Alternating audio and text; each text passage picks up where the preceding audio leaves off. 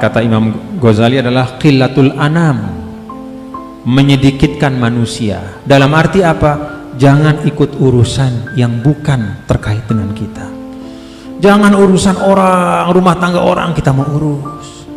Jangan ada isu Rusia Ukraina kita yang ribut di sini. Ya. Perang Rusia Ukraina di sini hari-hari dia lihat WA, wih, baca berita, wah Rusia telah menghancurkan 100 tank, wah hebat. Ukraina menghancurkan tentara Rusia, aduh. Wah. Atau sebaliknya, Ukraina menghancurkan, wah hebat.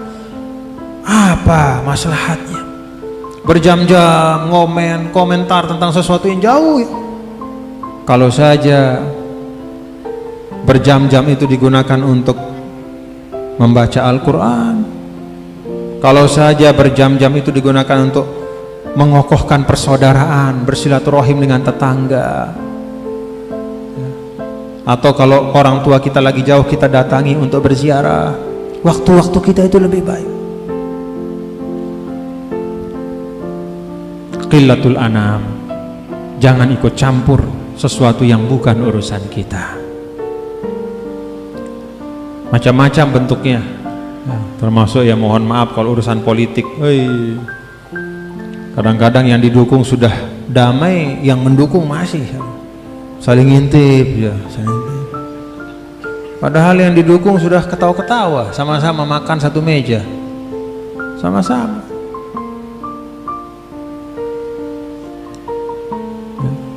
Jadi Islam mengajarkan prinsip yang namanya wasatiyah. Wasatiyah itu proporsional, letakkan sesuatu pada tempatnya.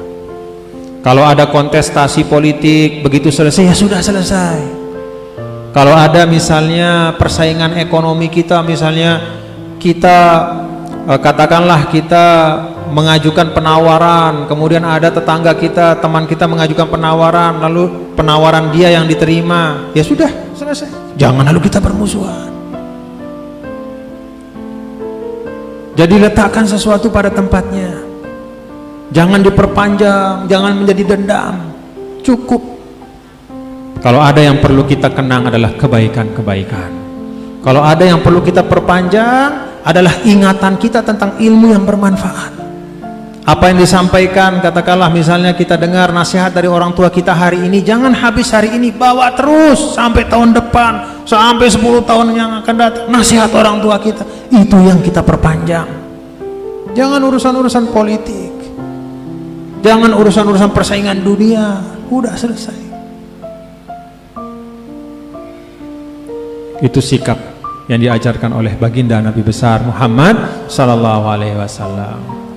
Karena itu Rasul sallallahu alaihi wasallam itu tidak pernah, bahkan kepada orang yang pernah jahat kepada beliau pun ya, ketika beliau sampai Mekah, lalu kemudian dilihat oleh Nabi, di depannya ada si ini, ada Abu Sufyan, ada pokoknya itu sonadidu Quraisyin, dedengkot Quraisy. Ada dilihat sama Nabi orang yang melempar kotoran unta ketika beliau bersujud di depan Ka'bah. Ada dilihat oleh Nabi, oh ini orang yang dulu menjadi inisiator sehingga Nabi dikucilkan selama 3 tahun, saking beratnya sampai Siti Khadijah meninggal dunia. Ada di situ. Apakah Nabi membalas dendam? Tidak. Yang lalu sudah berlalu, diberikanlah pintu kemaafan oleh Nabi kita, Nabi besar Muhammad sallallahu alaihi wasallam. Idhabu fa antumut thulaqa, silahkan pulang masing-masing, kalian bebas dan tidak ada dendam hari ini. Itu Nabi. Mari kita tiru, kan kita mengaku sebagai pencinta Rasul, kok kita dendam luar biasa sama orang gara-gara beda sesuatu? Kok hati kita tidak pernah ikhlas memaafkan? Maka dalam Al-Quran itu coba kita renungkan bapak-bapak, falyafu waliyasfahu, kata Allah. Apa falyafu? Falyafu artinya maafkanlah, tapi tidak cukup. Kalau memaafkan itu kan ibaratnya kertas tercoret lalu dihapus. Tidak hanya itu, tapi wal yasfahu, buka lembaran baru, kira-kira itu. Wal yasfahu dari sofhah, sofhah itu lembaran baru. Karena memang tidak sama yang namanya lembaran yang sebelumnya ada tulisan kemudian dihapus dengan lembaran yang benar-benar baru. Kalau lembaran itu pernah ada tulisan yang dihapus, ada bekas-bekasnya kelihatan sedikit-sedikit. ya, bekas-bekas hapusan tipeknya itu kelihatan nih. Tapi kalau lembaran yang benar-benar baru, dia bersih sebersih-bersihnya.